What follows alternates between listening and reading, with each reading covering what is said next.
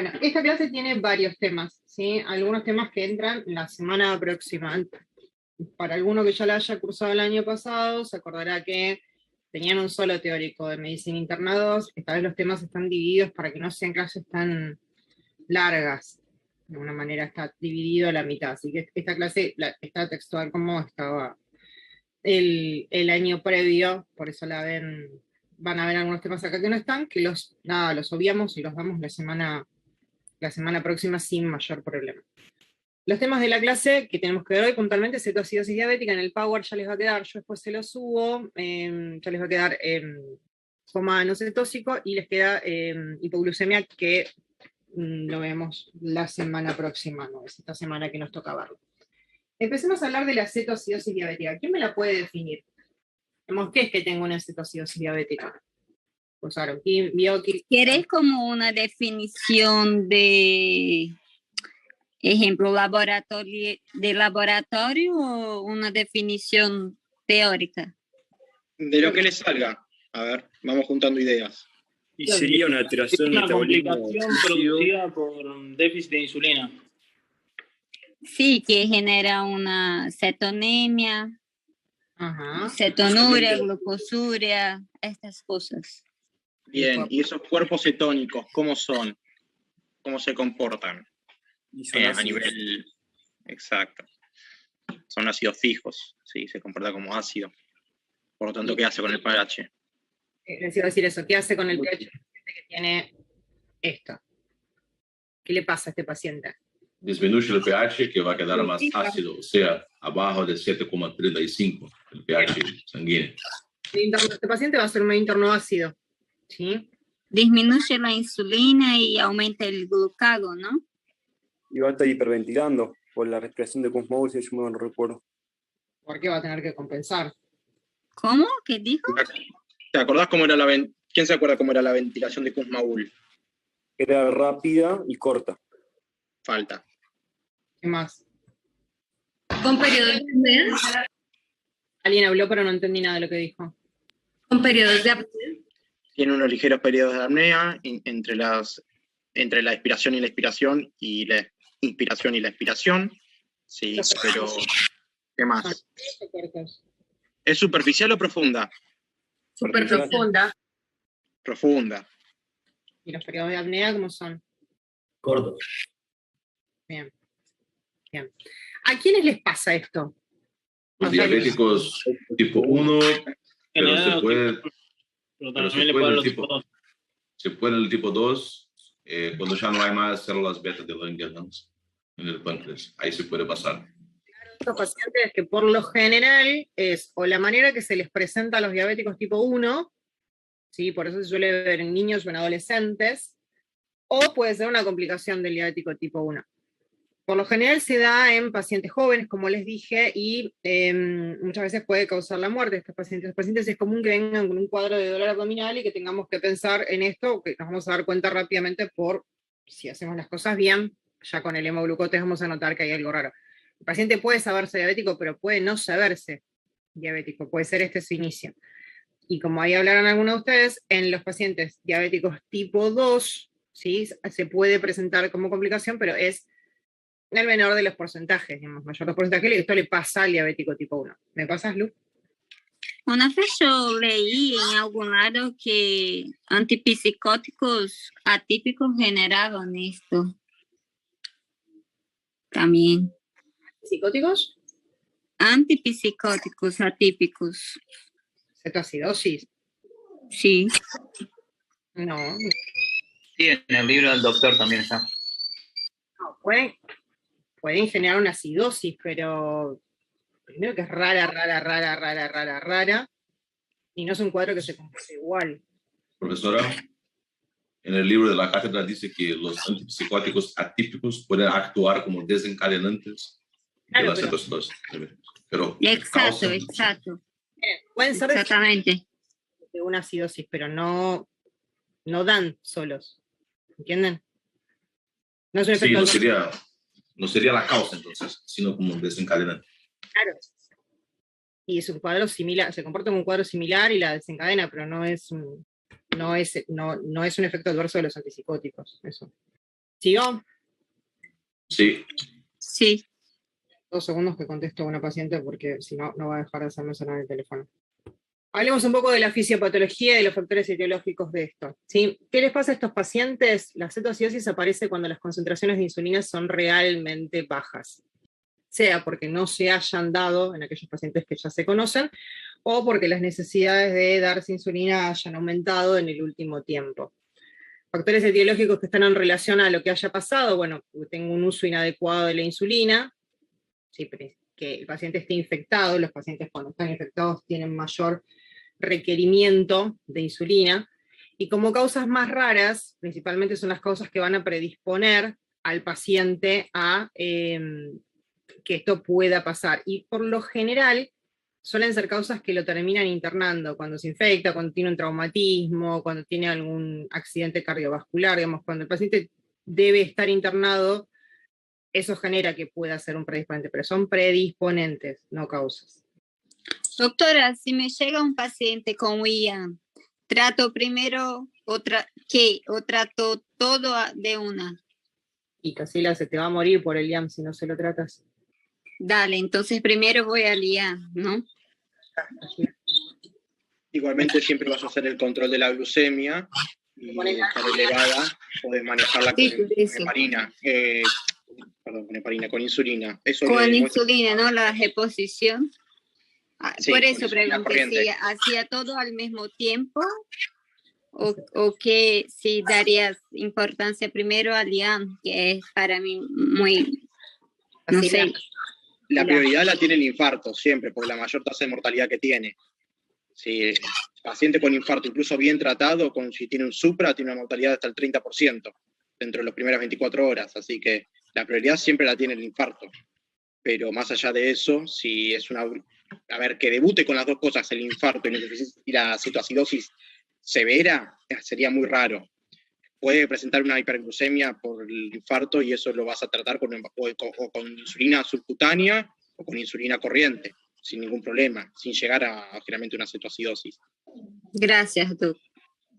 Cecilia, cuando vos tenés un paciente que lo estás internando en la guardia, mientras le estás poniendo la vía, le estás sacando sangre, le hiciste el hemoglucotés, sabés qué valor de glucemia tiene, mientras le estás poniendo la vía, tranquilamente le estás pudiendo pasar insulina, le estás haciendo el electro, es un conjunto de cosas. No podés postergar por bajar la glucemia, no tratar el IAM. Sí, hay que hacer todo, ¿no? Entendí. Es un combo. No viene por separado. Pásame, Luciana.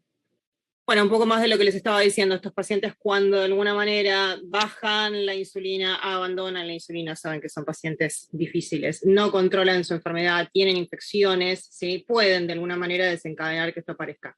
Recuerden, como hablamos al principio, que esto también puede ser manifestación del inicio de la diabetes tipo 1. Es muy común que estos pacientes debuten de esta manera y que debuten a edades bastante tempranas. ¿Sí? Son pacientes que debutan con cuadros abdominales muy jóvenes. Pásame.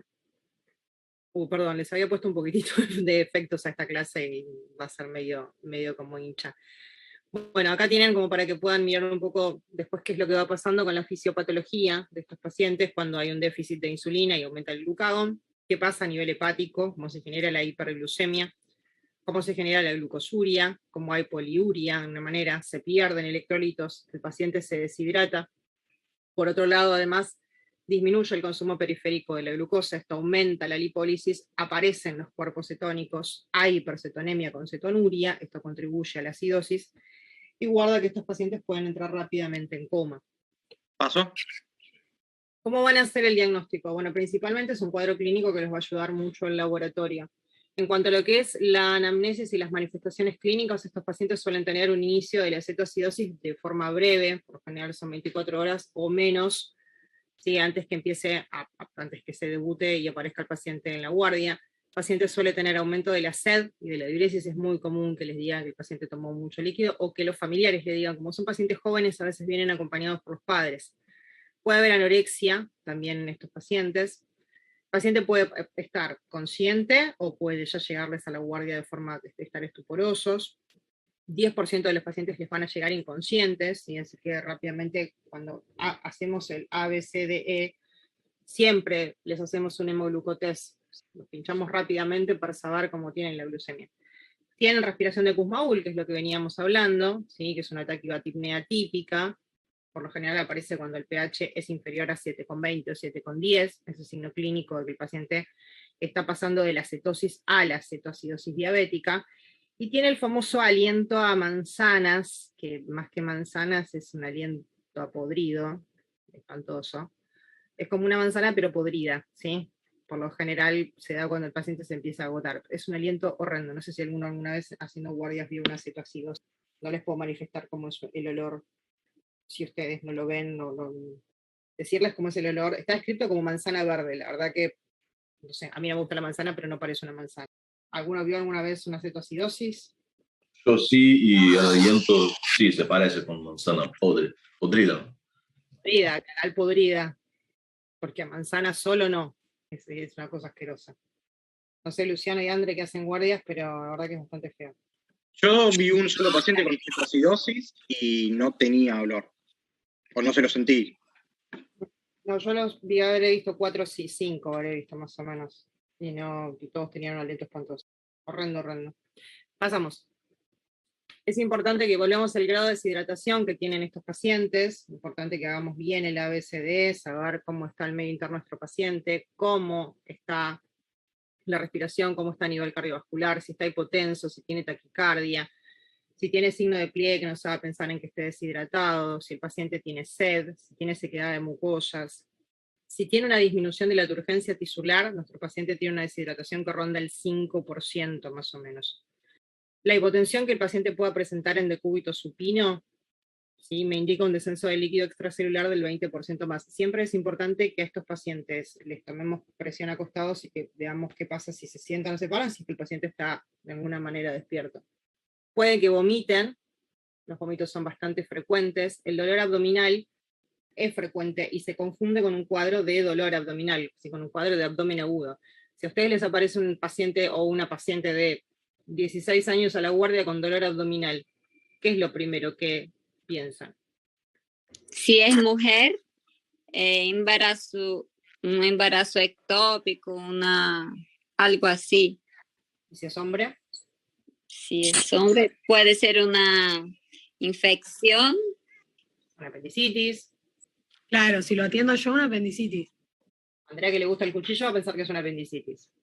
A ver qué lado es, ¿no?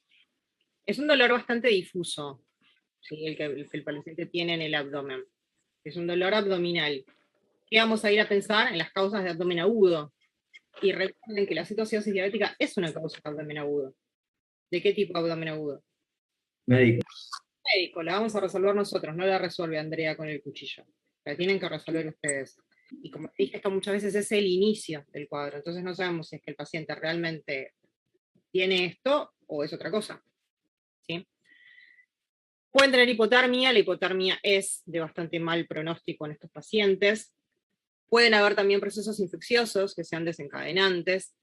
Puede haber pancreatitis aguda, que se da acompañando la cetoacidosis diabética por el aumento de los triglicéridos que la acompañan, entonces el paciente puede hacer un cuadro pancreático. Nos podemos confundir tranquilamente con una pancreatitis. Es raro por la edad, pero sí en los diabéticos tipo 2, si les pasa la cetoacidosis diabética, podemos confundirnos con la pancreatitis tranquilamente. ¿Cómo vamos a hacer el diagnóstico de laboratorio de estos pacientes? Obviamente vamos a tener que hacerle el hemoglucotest. Esto es fácil, en la guardia, en el shock room, en cualquier lugar de donde recibamos al paciente, le pinchamos el dedo. Por lo general son glucemias que son altas, mayores a 250 miligramos por decilitro. Pueden ser glucemias que oscilen a valores mucho más altos que eso. Yo he visto pacientes con glucemias de 600, glucemias como bastante altas.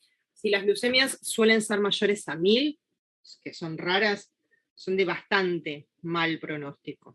Una vez que tenemos el valor de esto y que sospechamos que ya el paciente tiene algo en relación a lo metabólico, ¿qué le tenemos que pedir en el laboratorio? Cuerpos cetónicos, ¿sí? Cetonemia y cetonuria. Sodio, ¿sí? La natremia suele estar descendida, pero está falsamente descendida, principalmente ¿por qué? Porque el paciente tiene mucha glucemia, tiene la glucemia muy aumentada, tiene una hiperglucemia. Y eso me hace ver como si tuviera una natremia que está baja cuando en realidad no lo está. ¿Alguien sabe qué se tiene que hacer en esa situación? ¿Escucharon alguna vez, algunos que hacen guardias y eso, del sodio corregido? Yo no. No, Yo tampoco. nunca. Esto no va a depender de la cantidad de sodio y potasio que el paciente tenga. Así vamos a saber la cantidad a administrar en el paciente, algo así. Sí y no, es decir, para el sodio corregido, sí, lo que van a tener lo que van a tener que tener es el nivel de sodio medido por el estudio de laboratorio, el nivel de glucosa, sí, y eso lo ponen en una cuenta, sí, sodio más glucosa menos 100 dividido por 2. Y eso les va a dar el sodio corregido en el paciente. Pero no sé ¿Puedes cuánto- repetir ese sodio más glucosa? Ahí se las escribo en el chat, tranquilo. Ahora se las escribo en el chat. Pero bueno, para que sepan que tienen eso, ¿sí? Para corregir el sodio con respecto al valor de la glucemia. ¿Sí está? Esa es una, existen otras también. Hay una de sodio medido más 1.6 por glucosa dividido, creo. Creo que era dividido 8. Esa. No, Dios, la tengo. Es sodio, No, dividido 6, sí. sodio corregido más 1.6 Dividido 6. por glucosa dividido 6. Pero bueno, para que sepan que hay muchas formas de calcularla. Esta que tiré es una. Hay otras. Y la más sencilla. La que tira, es la que uno tiene más en la práctica, porque es la más fácil de acordártela. Hay otras que son más engorrosas, que miden el sodio indirecto. ¿Pasamos, Luciana? ¿La anotaron, chicos, la de sodio corregida? Bueno, pH. Bien, pH, ¿sí? Y ¿cómo va a estar el pH en estos pacientes? Están en acidosis, ¿sí? Así que va a estar disminuido. Cuando tengo una acidosis, el pH está bajo y el bicarbonato en plasma está bajo. El potasio total en estos pacientes está muy disminuido. ¿Y qué va a pasar cuando yo le pongo insulina? No va a funcionar porque requiere el potasio para funcionar. No, la insulina te va a funcionar, pero ¿qué te va a hacer con el potasio? Funca, pero ¿qué hace la insulina naturalmente con el potasio? Para poder entrar la glucosa a la célula, ¿qué hace con el potasio? Pone afuera. Un secuestro de potasio. Y lo baja, ¿sí? Entonces, como te lo baja, ya estos pacientes tienen el potasio bajo. Y la insulina, cuando yo se la aplique, se lo va a bajar más. ¿Qué va a terminar pasando? El paciente me hace una hipocalemia. ¿Y eso qué me trae aparejado? Alteraciones cardíacas. Principalmente arritmias. Entonces, ¿qué es uno de los puntos que me tengo que acordar rápidamente que en estos pacientes tengo que pedirle en el laboratorio? El potasio. Para saber partir desde qué punto estoy parada. Cuando me llega a estos pacientes, saber dónde estoy. Y sabiendo que cuando le coloque la insulina, le va a bajar. Entonces, ¿qué tengo que pensar? Que de alguna manera yo tengo que poder corregir el potasio de estos pacientes. Por lo tanto, es algo que tengo que ir dosando periódicamente. ¿Me siguieron? Sí. Y otro dato de laboratorio es importante en estos pacientes. Los fosfatos están alterados, están disminuidos, porque se pierden a nivel renal. Es muy frecuente encontrar en estos pacientes leucocitosis, puede haber desviación hacia la izquierda del hemograma, tanto sea en proceso infeccioso, tanto sea como en ausencia de ese proceso. Si lo encuentro de todas formas, bueno, lo puedo buscar. Muchas veces las infecciones actúan como un poco desencadenante en estos pacientes. Porque si lo encuentro alterado, lo puedo buscar para ir viendo qué es lo que está pasando. Perdón, tiene un poquitito de efecto, soy bastante hincha aquí, notas. ¿Qué tienen acá de estado más que nada de laboratorio y de alguna cuestión más clínica?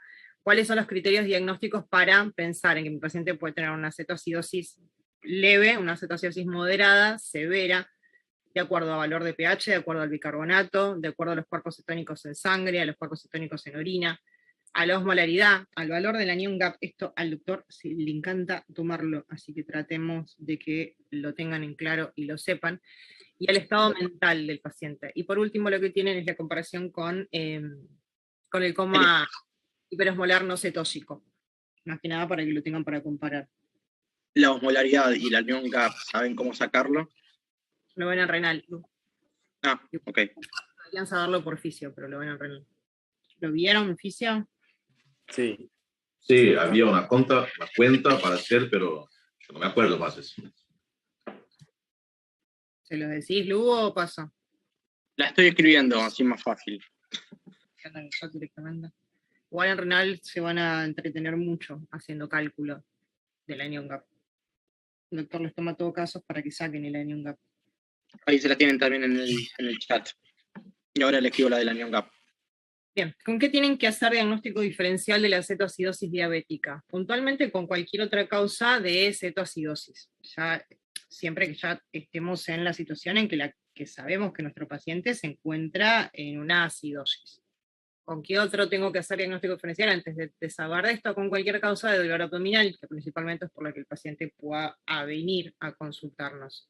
Puede que el paciente venga inconsciente, ahí ya el cuadro se nos hace un poco más complicado, pero cuando lo estudiemos nos vamos a dar cuenta. Puede que el paciente venga estuporoso, tendremos que pensar a ver qué causas pueden, de alguna manera, alterar su estado neurológico para que el paciente haya tenido esta alteración de la conciencia y venga estuporoso. Dentro de las otras causas de acidosis, tenemos que pensar en la acidosis del ayuno, del alcohol, en la acidosis láctica, en el consumo de salicilatos, de metanol, también en los pacientes que consumen cocaína, que pueden presentar cuadros similares, o los pacientes con falla renal, que esto vamos a ver en renal. ¿Qué es lo que tienen ahí un poco para comparar? ¿Cómo se va a encontrar de alguna manera el laboratorio básico? No todos, pero sí de las cosas más básicas, para saber cómo los podemos diferenciar, ¿sí? Cómo vamos a tener la glucemia en un paciente que está con una cetoacidosis del ayuno, en un paciente que tiene una cetoacidosis diabética. Fíjense cómo aumenta muchísimo en la cetoacidosis diabética y en la del ayuno se encuentra normal, lo mismo que la alcohólica, o la de la acidosis láctica, o la acidosis urémica. Cómo se encuentra el pH, así que lo vamos a ver muy descendido, realmente muy descendido en la cetoacidosis diabética, descendido en la alcohólica, bastante descendido en la láctica, puede estar normal, ¿sí?, en la cetosis del ayuno. Y cómo vamos a tener los cuerpos cetónicos en suero, la osmolaridad sérica y el diatónico, perdón. Lo mismo, acá tienen como para comparar, ¿sí?, uy, como estoy trabado con los nombres, la cetoacidosis diabética y el coma hiperosmolar no cetósico con respecto a glucemia, valor de sodio, potasio, urea, creatinina, pH y osmolaridad principalmente. ¿Cómo vamos a tratar a estos pacientes? Para tratarlos principalmente tenemos que corregir glucemia, tenemos que lograr sacar la glucemia que tenemos tan alta, bajarla, normalizarla, y corregir el equilibrio electrolítico que estos pacientes, el desequilibrio electrolítico que estos pacientes nos están presentando. De una manera hay que restaurarles cierto equilibrio. Hay que hidratarlos. ¿Sería conveniente que a estos pacientes les pusiera dextrosado para hidratarlo? No. No, porque está con la glucemia alta. Ajá. ¿Y en algún momento le pongo dextrosado o nunca lo uso? Sí, después que normaliza. Bien, cuando baja le pongo dextrosado, porque no se olviden que le están pasando insulina. Entonces cuando baja, puedo pasar un dextrosado. Mientras tanto, hidrato con fisiológico, suero salino, ¿sí? La velocidad va a ser variable, va a depender mucho de el enfermo y las condiciones en las que se encuentre. Por lo general, entre la primera hora más o menos, piensen que van a pasar 350 mililitros, 3.500 mililitros, más o menos en las primeras 4 horas, ¿sí? Lo máximo que le vamos a poner es un frasco de 500 mililitros cada 30 minutos, durante las 2 primeras horas, y 60, durante las 2 primeras horas y media, y después cada 60 minutos durante la siguiente hora y media que va a estar el paciente hidratándose. ¿Puedo hacer una pregunta? Vale, sí. ¿Podés repetir? ¿Qué me va a aportar el fisiológico aparte? Sodio y cloro. Yo quería hacer una pregunta. ¿Por qué luego de que se disminuye la glucemia abajo de 250 miligramos por decilitro, se cambia de suero fisiológico a suero dextrosado? Mismo teniendo insulina. ¿Es para evitar la hipoglucemia que sea muy rápida, algo así? Para evitar la hipoglucemia. Para evitar hipoglucemia. Ah, dale, gracias. Hago una aclaración más con respecto al tratamiento. Obviamente, si es una persona que va a tener un deterioro del estado del sensorio, ¿cómo lo evalúan? Por la escala de Glasgow, de Coman de Glasgow. Bien. Y si tiene un Glasgow menos de 8, ¿qué tienen que hacer con el paciente? Intubarlo. Intubarlo, sí. Lo primero que se van a fijar es si tiene requerimiento de intubación o no.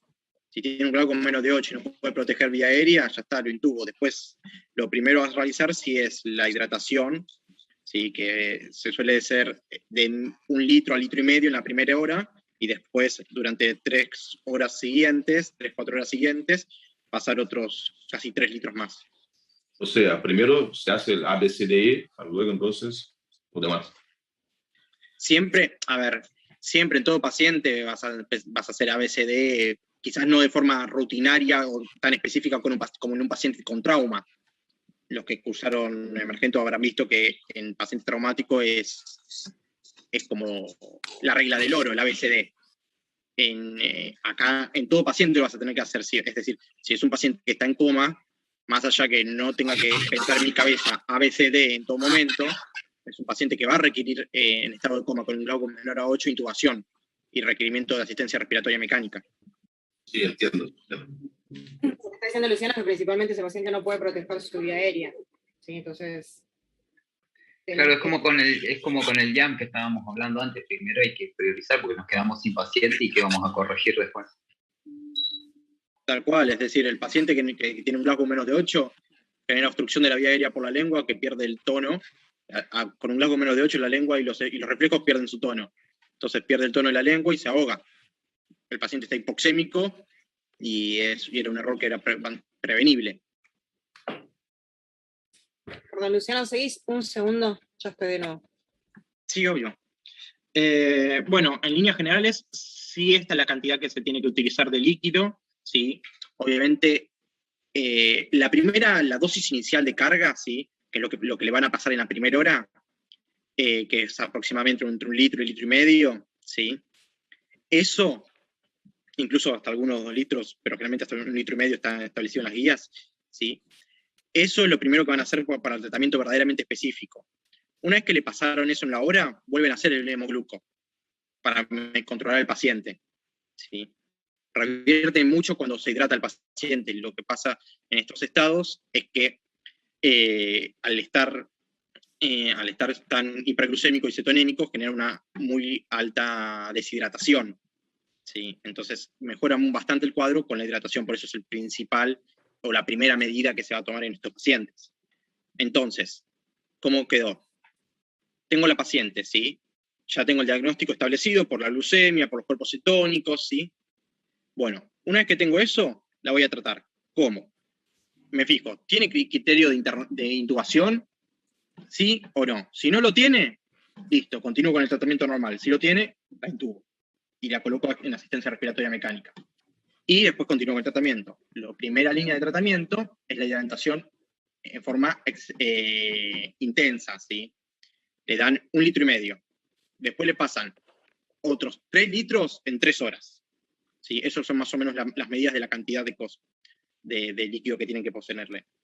Las guías únicamente recomiendan pasar solución salina como único cristaloide, ¿sí? Tampoco sobrecargar a un paciente que, por ejemplo, si es un paciente que tiene que tuvo una tetralogía de Fallot, que tiene un corazón que no es complaciente, ¿sí? Por ejemplo, hagan el requerimiento hidroelectrolítico, ¿sí? Según la necesidad de carga de ese paciente, ¿sí? Hay varias formas de evaluarlo. Una sencilla que quizás se pueda llegar a hacer tranquilamente en una guardia si es que tienen ecógrafo, es medir el ancho de la vena cava. Con el ecógrafo lo colocan y se pueden llegar a medir el ancho de la vena cava para ver si colapsa, si no colapsa, cuánto es el colapso, y con eso más o menos se pueden fijar o establecer el estado hemodinámico del paciente, sin ir a maniobras masivas invasivas. ¿Hasta acá quedó claro? Acá estoy, Luciano, perdón. Bueno. Pasamos. Bueno, hablaste de la reposición posterior. Las guías, es verdad, como les dice Luciano, que se lo recomiendo en fisiológico. Había unas guías bastante el glucosado al 5% cuando la glucemia baja debajo de 250. No sé si la guía nueva, no sé si encontraste algo alterado respecto a esto, pero acá depende de la American, de la Asociación de Diabetes o de la Asociación de Diabetes de Estados Unidos o la de Inglaterra. La de Inglaterra dice, no me acuerdo cuál de las dos ahora, que se me estoy confundiendo, pero una dice 250 y la otra dice 200. Sí. O sea, básicamente lo mismo, no cambió demasiado en cuanto a eso. Bien. Bueno, cuando te llegan a glucemias bajas, sí, en la práctica se suele usar 250. Ahí le pones un dextrosol 5% para evitar la hipoglucemia, porque no se olviden que le están poniendo a este paciente insulina. La cantidad total que le tienen que reponer más o menos a estos pacientes es entre 5.500 y 8.000 mililitros. Y como les escuché que les dijo recién Luciano, ojo con pacientes a los que no los ponen como pelota. ¿No fue? ¿Me ganó? Hay alguien que tiene el micrófono abierto y... Fue yo, perdón. No. No pasa nada, yo por vos, que estaba abierto. Hace un ratito alguien tenía el micrófono abierto y tenía un perrito y acá el pseudo Rottweiler empezó a ladrar del perro de ustedes porque escuchó el audio. Como les decía Luciano recién, va a depender del tipo de paciente que tengan enfrente, cuánto de líquido van a poder pasar y cuánto no tienen que pasar. ¿Pasamos? Insulina. Sí, acá viene algo importante que es lo que tienen que pasarle a estos pacientes. Se utilizan insulinas rápidas y se son por vía endovenosa. La dosis inicial es de 0,1 unidades por kilo en bolo, y después van a hacer una dosis de perfusión de 0,1 unidades kilo por hora. Es como un mantenimiento, ¿sí? La insulina la tienen que diluir, fisiológico al 0,9%, en una proporción de 1 unidad por mililitro. Una vez que prepararon, ¿sí?, a través de una bomba de perfusión o a través de un microgoteo, van a pasar 0,1 unidades kilo bolo más la dosis de mantenimiento. Para que los pacientes desciendan la glucemia se necesita una buena cantidad de horas, aproximadamente 8 horas, para que baje por debajo de los 250 miligramos por decilitro. Eso es importante porque tengo que estar todo el tiempo alerta de mi paciente. Pasamos. Cuando la glucemia les haya bajado por debajo de los 250 miligramos de decilitro, van a tener que bajar la velocidad a la que le están pasando la insulina las primeras 4 a 6 horas, o lo pasan a insulina subcutánea de acción rápida a la dosis de 0,1 unidades kilo cada 12 horas. Si después de 3 horas de que iniciaron la perfusión con insulina la glucemia no ha bajado, deberán aumentar la dosis. Primero tienen que asegurarse que el paciente esté correctamente hidratado y de que la insulina esté pasando de forma correcta, de que haya logrado pasar y que le esté bajando. Son pacientes que los van a tener un rato largo con ustedes. Me deben odiar por esto de los defectos que les metí, ¿no? Porque la verdad que me emocioné y le metí a todas las diapositivas. Una consulta. Sí. Por el tanto de suero fisiológico que hay que ponerlo, ¿lo pongo en una sonda física de demora o si tiene micción espontánea lo mantengo o no? Por lo general no necesitas poner sonda a estos pacientes, salvo que tengas que hacer un balance. Ahí está bueno controlar qué cantidad entraste y qué cantidad sacás. Dale. Potasio, ¿sí? Pocos porcentajes de los pacientes tienen el potasio bajo. Por lo general los pacientes vienen con valores normales o a veces ligeramente aumentados. Si la diuresis del paciente es mayor a 1 mililitro por minuto y la presión del paciente está estable, lo ideal es pasar potasio 10 mil equivalentes por cada litro de infusión. Si los valores están entre 5 y 5,5. Si los valores están entre 4 y 5, tienen que pasar 20 mil equivalentes por litro. Y si los valores son entre 3 y 4 mil equivalentes litro, tienen que pasar 30. ¿Saben de cuánto viene la ampolla de potasio? No. ¿Alguno que haga guardia? De 10, puede ser. No, creo que es como de 20 mini equivalentes, ¿no es, doctora? ¿Quién da más? 2.000 equivalente por mililitro, ¿no tienen? No me acuerdo cuántos mililitros trae cada ampolla. Trae 10, ¿no es? Pero creo que, no sé, 20 claro, mini entonces equivalentes serían por 20. 10. Sí, 20 cada ampolla entonces. Cada ampolla de potasio de 10 mililitros tiene cloruro de potasio a 2 gramos. ¿Sí? O sea, 20, como acabas de decir. Pasamos, Lu. Importante, nunca superen los 60.000 equivalentes por litro. Bicarbonato, ¿qué le pasa al bicarbonato de estos pacientes? Bueno, tendría que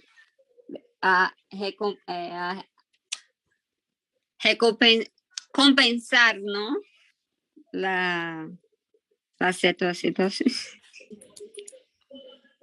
Se va a estar disminuido el bicarbonato en el momento de la acetoacidosis diabética. Sí. Entonces hay que reponer cada 30 minutos, algo así, ¿no? ¿Cómo lo reponen? También con 80, con el sachecito del Bacter de bicarbonato que viene ya preparado. 80.000 equivalentes. Ajá, ¿por qué 80? Cada 30 minutos. Sí, viene un sachecito, así como dicen, de bicarbonato de sodio, ¿sí? Que ustedes le van a encontrar 100 milimoles de bicarbonato en 400 mililitros de fisiológico durante 2 horas. A todos los pacientes no, se recomiendan a aquellos pacientes que tienen acidosis graves, cuando los pHs están realmente muy descendidos o si se acompaña de alguna patología grave, como sea el shock, el infarto, la insuficiencia cardíaca grave, o situaciones que son realmente complejas como la hiperpotasemia grave o depresión del centro respiratorio. Y lo van a retirar cuando el pH le haya subido a 7. Pasámoslo. Fosfato. Por lo general se lo vamos a dar cuando los pacientes tienen un descenso que sea bastante severo, cuando tengo valores menores a 1 miligramo por decilitro. Siempre que hayamos medido calcio y el calcio sea normal. Si lo tenemos que dar porque el valor es muy bajo, es preferible que se lo demos por boca a que se lo demos de forma endovenosa. Pasámoslo. ¿Qué medidas generales tenemos que tener con estos pacientes? Bueno, por supuesto, estar pendientes, ¿sí? Revisarlos. No es un paciente al que lo conectamos y nos olvidamos, son pacientes que tenemos que estar bastante encima. Catéter de medición de presión venosa central no suele ser recomendado para todos los pacientes, sí para aquellos pacientes que tienen edad avanzada, que son cardiópatas o que están presentando una falla cardíaca en el momento. Tienen que poder manejar a estos pacientes en unidades que tengan buena monitorización, no en cualquier espacio del hospital, no son pacientes que se vayan a quedar en la guardia, tienen que estar en el shock room o en una unidad cerrada. Si hay depresión de la conciencia o hay signos de que el paciente se pudo haber aspirado, van a tener que poner una sonda nasogástrica y hacer una aspiración gástrica para ver si les viene contenido y qué tipo de contenido viene.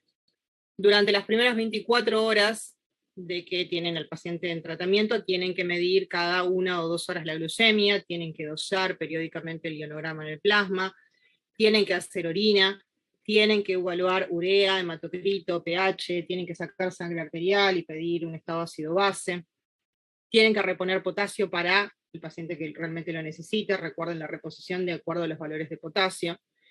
Y, algo importante, el episodio de que el paciente haya resuelto su cetoacidosis diabética, se considera que estamos en esa situación cuando la glucemia está por debajo de los 200, y tengo un bicarbonato mayor a 15, un pH mayor a 7,3, y un anion gap inferior o igual a 12. Lu, ¿querés aclarar algo del tratamiento? ¿Querías hablar de eso? No, después depende de la guía, cambió quizás un poquito el valor del potasio, que establecía, no sé, 5,2, 3,3 como valores límites, pero nada, no mucho más. Después era el manejo normal. Lo único que dice es que si tiene menos de 3,3, se desaconseja de forma severa el uso de insulina hasta que no se corrija la hiponatremia. La hipocalemia. Hipocalemia, perdón. Perdón. ¿Cómo se pueden complicar estos pacientes? Bueno, pueden tener edema cerebral, por suerte es una complicación que no es tan frecuente, sí es grave. Puede pasar en adolescentes y en niños, la mortalidad es bastante elevada. Otra complicación es que tengan una alcalosis de rebote, si no se siguen las normas recomendadas para aplicar bicarbonato, por eso es importante que lo sepan manejar. Pasamos. Como complicaciones también puede haber shock séptico, trombosis de la mesentérica o la cerebral, infarto de miocardio, y bueno, todas estas constituyen causas importantes de muerte en estos pacientes. Esto ya es de la clase que viene, Lu. Profe, ¿puedes repetir los criterios de cuándo se considera que está revertida la cetoacidosis? Sí. Me pones de vuelta, Luciano. Cuando la glucemia haya bajado por debajo de 200, algunas guías lo varían un poco, pero lo que se toma es más 200.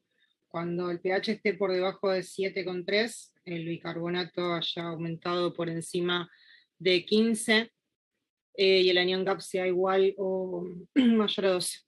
Ahí está de vuelta, ahí se lo solución. Ahí se considera resuelto. Ya, gracias. Vamos con la otra clase. ¿Cuánto era el gap inferior a? No te escuché, Francisco. ¿El gap es inferior a 15? Inferior a 12. El bicarbonato 15. Gracias. Pasamos a la otra clase, Luciano. Sí, ahí lo estoy abriendo. Bien, acá lo mismo. Como las clases estaban unidas, ¿sí? Todo lo que es patología mamaria y patología de las gónadas entraría en la clase que acompaña a la cetocidosis diabética, y patología de la glándula pineal entra dentro de, dentro de la clase de la semana próxima. ¿Sí? O sea que sería el tema que correspondía ahora. Empecemos con patología mamaria. Lo primero que tienen son las causas de ginecomastia. ¿Qué es la ginecomastia? La glándula mamaria en el hombre. El hombre. ¿Y la mujer cómo se llama? Gigantomastia. Gigantomastia, ¿sí? Bueno, ahí tenemos un poco primero la definición, porque se produce el aumento de la glándula mamaria en el hombre. ¿Cuáles son las causas? Los niños, a veces los recién nacidos, por cuestiones fisiológicas, en realidad por los efectos del estrógeno de la madre que hayan pasado a través de la placenta, pueden dar la impresión de tener una glándula mamaria aumentada de tamaño. Esto desaparece en pocas semanas, no se suele ver más.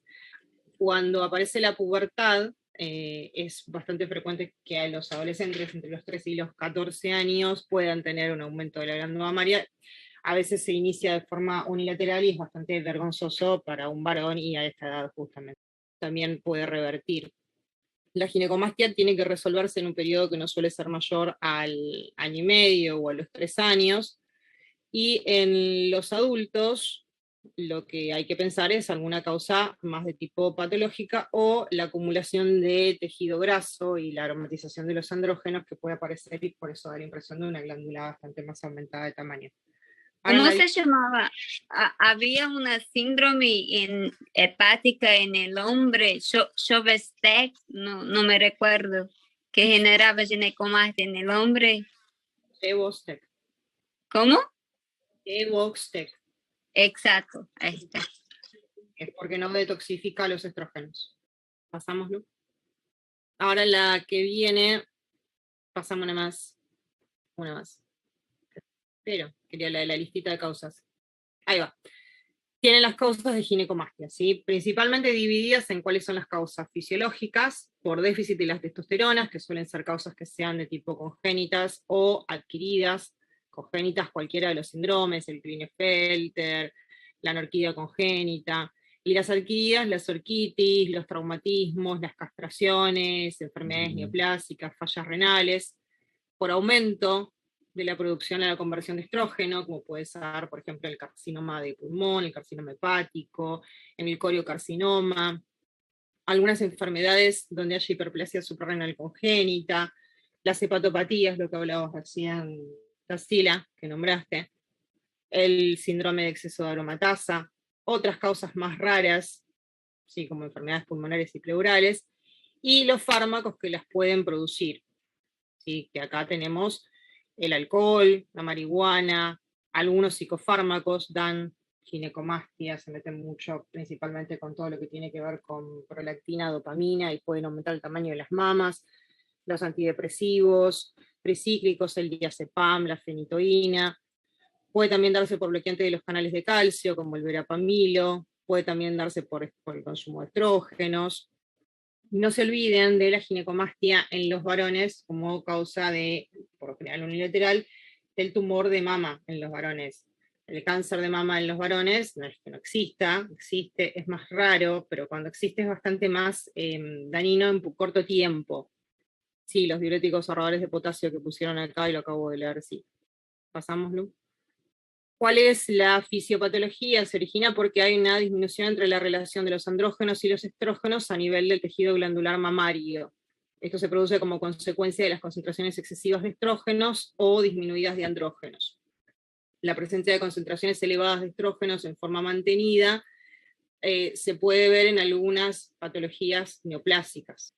¿Cuál es el cuadro clínico? Es visible, sí, es el aumento de la glándula, puede ser asintomática, puede haber inflamación en la zona del pezón y puede haber hasta dolor. Fíjense la imagen, ¿no? La imagen que viene más hacia la derecha, no hay aumento comparado con la imagen que ven más hacia la izquierda.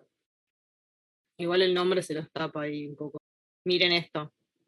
Sí, la de arriba tiene un aumento bastante grande de la mamá. ¿Cómo van a hacer el diagnóstico? El diagnóstico principalmente es sindrómico, es inspección y es palpación.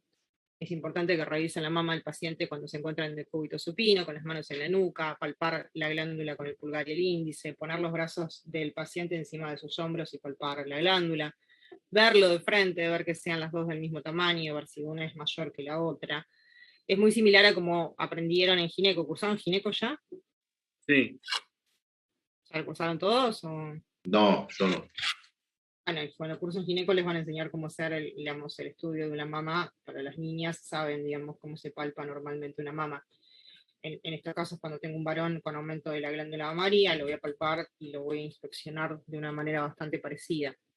Buena historia clínica y buena anamnesis para saber que enfermedades genéticas adquiridas, fármacos que el paciente esté consumiendo, cualquier otra patología concomitante que tenga, son un buen examen físico y una buena historia clínica, una buena anamnesis. ¿Qué le tengo que pedir en el laboratorio? Función renal, función hepática, dosaje de testosterona total, testosterona libre, estradiol, LH, FSH, prolactina. Se me fue, el HCG. El nombre. Con los nombres. ¿Cuál? Perdón, doctora. HCG, la gonotrofina coriónica humana, no me salía gonotrofina. La TSH y la alfa-fetoproteína. Las concentraciones muy altas de estrógenos en estos pacientes nos pueden hacer pensar en patologías neoplásicas de tipo suprarrenal. Las concentraciones elevadas de gonotrofina coriónica beta nos pueden marcar patología testicular, pulmonar o gastrointestinal, también de tipo neoplásica. Es importante hacer estudios por imágenes, se puede pedir ecografía para ver si hay hiperplasia ductal, si hay hipogenicidad distal en el pezón, para ver cómo es el tejido, si es o no fibroglandular. Y se puede pedir mamografías, siempre, por supuesto, esto es bilateral, ¿sí? De ambos lados. Cuando, como les dije hace un rato, las neoplasias en los hombres, con respecto al aumento de la glándula mamaria, es importante que las diagnostiquen, sean en hombres jóvenes, y cuando sean, tienen una letalidad alta. Me acuerdo que cuando cursé gineco, cuando estaba en el año de los chicos, en el internado, teníamos en la sala de obstetricia y de ginecología, ya me acuerdo, en el Santo Yani, no sé, serían 20, 30 gamas, y un hombre con cáncer de mama. Joven, 30 y pico de años. ¿Qué es lo que buscan observar en la mamografía frente a una sospecha de cáncer de mama? Nódulos, masas. ¿Y qué características tienen las masas de un cáncer? Irregulares. Claro, piculado. Y además de la masa, ¿qué más? Y las calcificaciones, hay microcalcificaciones. Eso, calcificaciones, es el primer indicio. La masa, bueno, ya incluso si puede llegar a palparla, depende del tamaño, pero las microcalcificaciones es el primer indicio. ¿Y se ve las BRADS o no? Ahí se establecería. Sí, ahí tenés BRADS. Depende lo que dé de resultado, 0, 1, 2, 3 o 4. ¿Pero si es maligno sería 5? Sí, maligno. Es decir, ya no hay duda casi. Entonces, el 4 a su vez también se puede clasificar en 4A y 4B. Es bastante sugerente de malignidad. Pasamos. Tengo como la imagen media, pero no la veo bien. ¿Pasaste? Sí, pasé. ¿Al resto le pasa lo mismo? Yo la veo bien. Ahora volví una para atrás a ver si es a mí o qué. Lo veo como raro. Ahí está. Diagnóstico diferencial, ¿pusiste? Sí, era la que le tocaba. Como diagnóstico diferencial, ¿qué se tienen que plantar? Bueno, tumores que no sean malignos, por ejemplo, lipomas, ¿sí? Que pueden suceder. Patologías un poco más complejas, como las leucemias, los linfomas, obviamente el cáncer de mama, que lo tienen que pensar. La neurofibromatosis o la enfermedad de von Reichenhausen va a tener también cosas que voy a ver más de forma externa.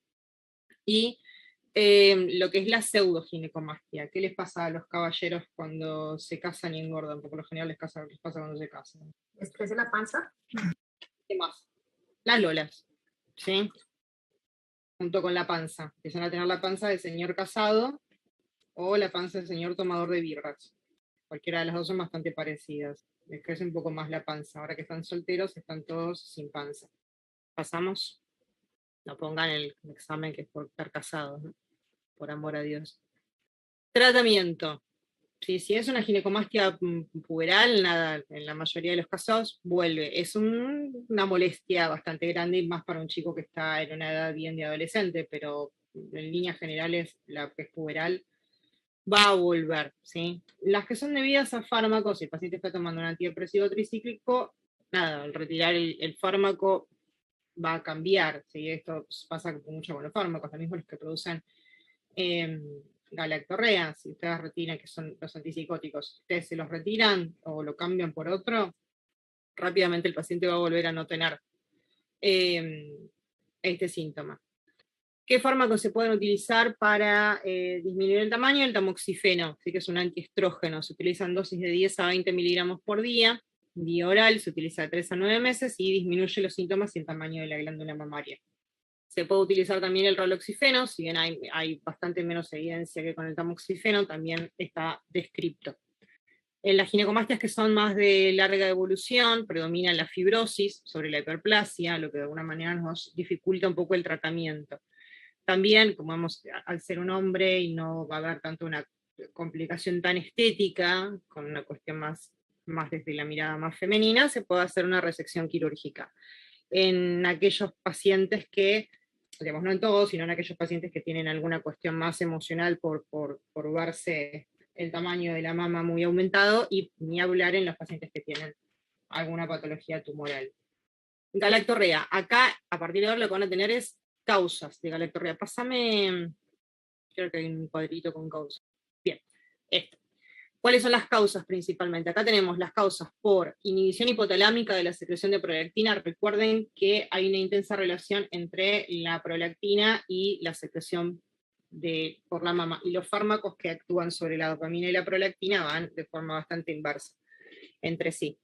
¿Qué podemos tener que me lo produzca? Tumores, sarcoidosis, meningitis, encefalitis, hidrocefalias, isquemias. Piensen en todo lo que me pueda llegar a afectar a nivel hipotalámico.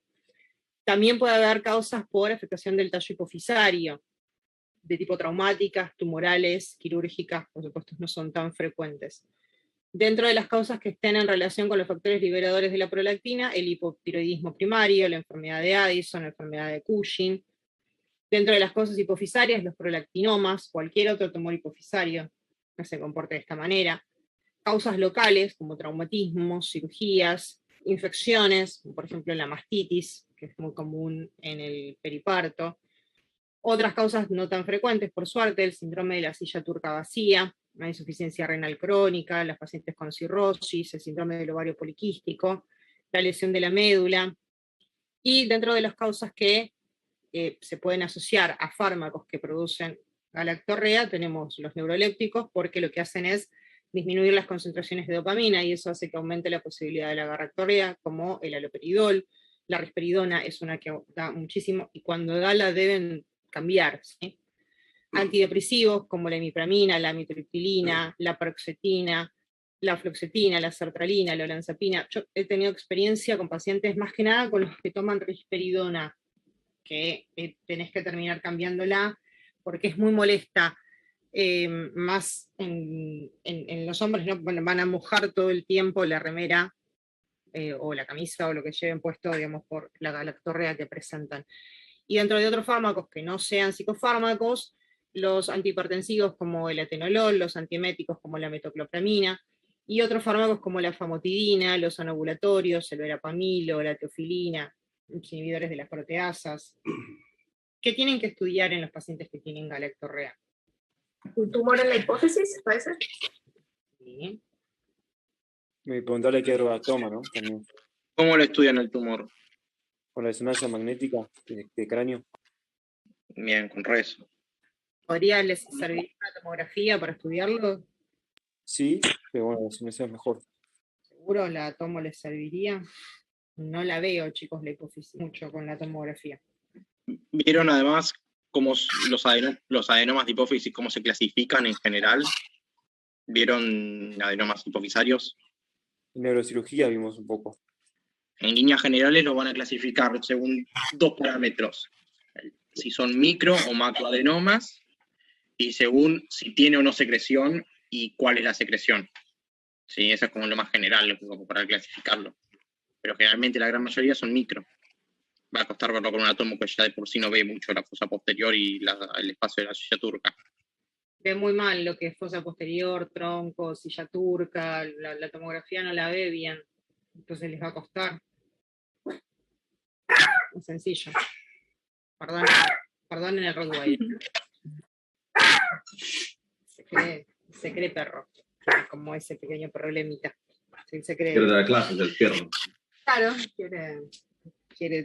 Nada, no pasó alguien por el pasillo, por el palier y él se cree un Rottweiler, un perro de guardia. Es horario de finalizar, te estoy diciendo. Claro, como ya está, ya a esta hora. ¿Qué está pasando? Encima tiene un ladrido fuerte y después continúa. Un ratito largo. Sí. Quiere atención, ponen acá. Sí, bueno, chicos, es un perro de una psiquiatra, ¿no? No iba a salir muy normal. Pásame, Lu, hasta lo que es metodología de estudio. Bien. Diagnóstico. El diagnóstico de galactorrea, principalmente historia menstrual. Estamos hablando de una señorita. Sí, hay o no hay esterilidad. ¿Cuándo empezó la galactorrea? ¿Qué fármacos está consumiendo? ¿Qué enfermedades tiene? ¿Qué patologías asociadas? Si alguna vez le hicieron diagnóstico de algo. ¿Qué periodo menstrual estamos hablando? ¿Qué pasa con la libido de esta paciente? Y si estamos hablando de un caballero, si tienes impotencia o no. ¿Sí? Por supuesto, pensar en todas las causas, tanto sea hipotalámicas, hipofisarias o causas de la mama que pudieran estar produciéndola o farmacológicas, obviamente. Van a tener que dosarle prolactina, ¿sí? Importante que respeten las condiciones de la extracción, dada la posibilidad de que se secrete prolactina. ¿Alguien sabe a qué me refiero con esto? ¿Podría decirlo? Lo que dijiste que lo hacemos. ¿Repetir la pregunta, doctora? Dice, debe determinarse la prolactina. Es importante respetar las condiciones de extracción dada su secreción pulsativa.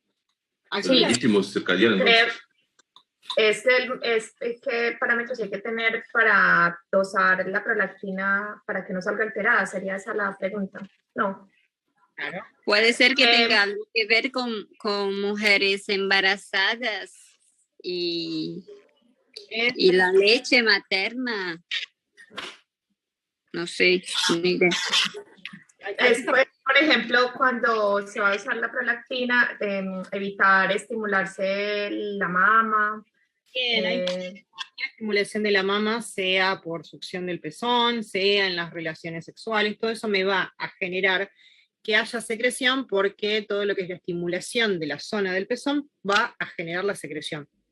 ¿Sí? Entonces a la paciente, ¿qué le tengo que decir al paciente? Que hay que evitar la estimulación, ¿sí?, táctil de toda esa zona previo a la extracción. Claro, y también creo, doctora, que tiene que ser, tiene otras indicaciones como que no haga ejercicio excesivo, se tiene que dosar, creo que en ciertas horas, pero esto sí no me acuerdo por qué. Y el ejercicio excesivo, eso es real, hay que evitar que lo haga previo. Y lo de las horas tiene que ver con el ciclo de secreción. Claro, con el ciclo. ¿Qué le van a dosar también? Ya que le van a sacar sangre, hormonas tiroides. De esa manera podemos descartar si tiene un hipotiroidismo de tipo más primario, por afectación central. Cuando tengo concentraciones de prolactina mayor a 150 nanogramos por mililitro, sugieren la presencia de un prolactinoma. Es otro de los temas que tienen en el día de hoy. ¿Con qué vamos a hacer diagnóstico diferencial? Principalmente con cualquier otra secreción que pudiese haber a nivel del pezón. Secreciones sanguinolentas son bastante sugestivas de patología neoplásica de la mama. Secreciones purulentas se pueden observar en cualquier infección, por ejemplo en las mastitis o en las enfermedades neoplásicas también. Y en la enfermedad fibroquística. ¿Cómo lo van a tratar? Va a depender de la causa. Si el paciente es un hipotiroideo, van a tener que corregirlo. Si el paciente está consumiendo algún fármaco que pueda aumentar per se el aumento de la prolactina, van a tener que quitarlo o cambiarlo por algún fármaco que no lo dé. Y si no es posible, supongamos que no tienen forma de suspender el fármaco que el paciente está tomando, vamos a suponer que el paciente toma un antipsicótico, no hay respuesta a otro antipsicótico que no la genere, y estoy obligada igual a dejarlo con risperidona, lo que puedo utilizar es bromocriptina o algún agonista dopaminérgico, siempre teniendo en cuenta que dependiendo del fármaco que esté tomando y para lo que lo esté tomando, si actúa sobre la dopamina, tendré que rever si esto es tan factible. ¿Me entienden? Sí. Ahí volví a ver mal. Sí, no sé si es el efecto o qué. Bueno, lo que tienen ahora es enfermedades de las gónadas. Sí. Acá me voy a ir directamente al último tema. Les va a quedar para ustedes para leer lo que es hipogonadismo, que no es difícil. Acá tienen, no me pases tan rápido. Volvé. ¿Acá? Lo volví un poco más. Creo que era acá, sí. Acá tienen las causas, ¿sí? De hipogonadismo. Son preguntas que toma. O sea, yo si les aconsejo, mírenlo. Por lo menos mírenlo, porque lo va a preguntar. Todos los años los pregunta, ¿sí? Pregunta hipogonadismo secundario y pregunta hipogonadismo mixto. ¿Sí? Acá tienen cómo se encuentran los valores hormonales y cómo hacen el diagnóstico. Esto lo pueden leer tranquilamente, de hecho lo han visto en semio. Pasame y vamos a, que les quiero decir algo de lo que van a leer después al final, que es lo de esterilidad, impotencia sexual. Metí efectos con ganas, ¿eh? Otro de los temas importantes, amenorrea. ¿Sí? Esto se los va a dar la semana que viene la doctora Romero, que esto lo pregunta todos los años, chicos. Así que léanlo, márquenlo como algo importante. Esto, como ya les dije, los temas se han dividido, esto es parte de lo que era la clase de la semana próxima, que se los va a dar el miércoles la doctora Romero. Ahí tienen las causas, la amenorrea primaria y las amenorreas secundarias. Acá tienen como la estudian. Esto, que les digo, es todo parte de lo de amenorrea y es lo que les va a pedir, lo que les va a dar la doctora Romero. Y lo último, esto pasalo, que por lo general es algo que tanto, y entra dentro de la clase, es esto, es disfunción eréctil, ¿sí? O sea, las causas de impotencia sexual que van a tener que estudiar. Creo que hay una lista más adelante de causas y principalmente lo que es tratamiento. Bueno, hay algunos chistes malos al respecto, no podía ser de otra manera. Acá tienen las causas, para no vaya tan rápido. No, creí que veo un cuadrito por eso. Bueno, las causas endócrinas de impotencia, ¿sí? Los fármacos que lo pueden producir, principalmente los fármacos como las tiazidas, los beta-bloqueantes, los neurolépticos, los psicotrópicos. Los psicofármacos en líneas generales dan disfunción, la gran mayoría lo que da es disminución de la libido, y eso es lo que el paciente se va a quejar. El alcohol y el tabaco, que también lo potencian mucho más si lo asociamos a estos fármacos. Acá están las causas endocrinas, ¿sí? Que son las que van a ver y las que les mandé para leer, como el hipogonadismo, la hiperprolactinemia que ya acabamos de hablar, las enfermedades tiroideas, afecta mucho lo que es la capacidad de excitarse, la difusión eréctil de tipo psicógena, se ve en los pacientes psiquiátricos en estados de ansiedad o en cuadros depresivos, y muchas veces la etiología de todo esto es múltiple, digamos, no necesariamente el paciente tiene que tener una sola causa, muchas veces sean cuadros de ansiedad y además con el tratamiento para los fármacos, para el tratamiento farmacológico para este tipo de patologías psiquiátricas, vemos que se empeora este tipo de sintomatología. Es importante hablar con el paciente cuando le administramos fármacos que pueden de alguna manera modificar su potencia sexual, porque pueden ser hombres que están activamente sexuales y que nos van a abandonar los tratamientos cuando ven que esto se modifica. Acá tienen un poco de cómo hacer el diagnóstico, principalmente tratar de hacer un buen interrogatorio, una buena anamnesis, ver cuáles son los síntomas, cómo es el contexto psicosexual del paciente, tratar de educarlo, que es un poco lo que les decía, con respecto a lo farmacológico principalmente, y estudiar al paciente desde, tanto sea laboratorio como, digamos, mandar al urólogo para la parte de evaluación de genitales masculinos. Pásamelo. Y al final lo que tienen es tratamiento. ¿Sí? Cuáles son un poco las drogas, por supuesto, terapia psicológica en el caso de que lo requiera, identificar la o las causas que estén trayendo la disfunción eréctil, Y el tratamiento farmacológico por lo general se hace con inhibidores de la fosfodiesterasa tipo 5, el famoso sildenafil, el Viagra del comercio, el tadalafilo, que es otro de los más conocidos. Las diferencias son la cantidad de horas que tienen de vida media, y los que no son por boca son autoinyecciones de fármacos vasoactivos por vía intracavernosa, que la complicación es que pueden formar coágulos y después hay que operar el pene para quitar y extraer los coágulos que se producen. Espero que ninguno se haya desmayado, porque siempre les agarra impresión cuando decimos estas cosas. Y eso es todo, porque después hay imágenes. Sí, acá tienen la diferencia farmacológica entre los distintos tipos de inhibidores, a vías medias y demás, en la diapo anterior. ¿Y si no se desmayaron antes? Se desmayó la tampona. Ya no se usa tanto igual. Bueno, se fueron yendo varios. Bueno. ¿Una duda? No. Miedo solamente. Sí, diabética. Sí, es el tema de esta clase y no se salvan de la pregunta de situación. Es un temazo, son muchísimos números y... ¡Ay, Dios! Es un tema recontra importante porque lo van a ver en cualquier guardia que hagan.